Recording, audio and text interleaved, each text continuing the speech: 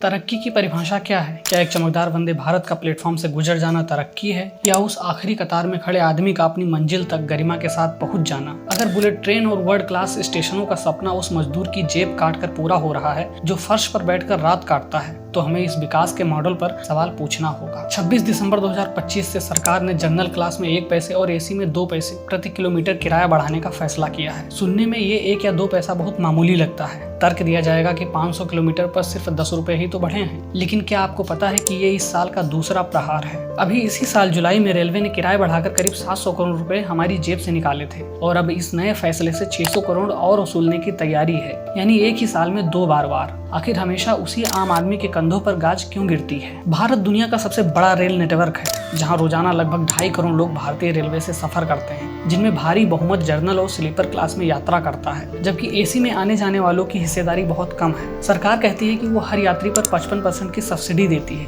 लेकिन सवाल ये है कि क्या एक जन कल्याणकारी देश में बुनियादी सफर को मुनाफे और घाटे के तराजू में तौलना जायज है? कई रिपोर्ट्स और डेटा पॉइंट्स ये इशारा करते हैं कि पिछले कुछ सालों में कई ट्रेनों में स्लीपर और जर्नल की जगह प्रीमियम एसी कोच बढ़ाने के एक्सपेरिमेंट हुए हैं। सवाल ये है कि क्या हम धीरे धीरे ऐसी रेलवे बना रहे हैं जो पब्लिक ट्रांसपोर्ट की जगह ज्यादा कारपोरेट प्रोडक्ट की तरह दिखे? एक तरफ हम हाई स्पीड वंदे भारत की चकाचौंध देख रहे हैं, और दूसरी तरफ जनरल कोच की वो भीड़ जहां सांस लेने तक की जगह नहीं होती। क्या 10 रुपए बढ़ाने के बाद रेलवे उन आम यात्रियों की गरिमा और सुविधा की गारंटी देगा, या फिर किराया तो बढ़ेगा पर स्थिति पैर रखने की जगह नहीं है वही वाली रहेगी? रेलवे इस देश की लाइफ लाइन है। इसे बिजनेस मॉडल बनाने से पहले हमें उस आखिरी पायदान पर खड़े व्यक्ति के बारे में सोचना होगा जिसके लिए 10 रुपए की बढ़ोतरी का मतलब घर ले जाने वाली एक रोटी कम होना है। मेरा आपसे एक सीधा सवाल है, क्या सुविधाएं वाकई बढ़ी हैं या सिर्फ किराए बढ़ाए जा रहे हैं? अपनी राय नीचे कमेंट्स में बेबाकी से लिखिए और इसे शेयर कीजिए जो इसे मामूली बढ़ोतरी कह रहे हैं।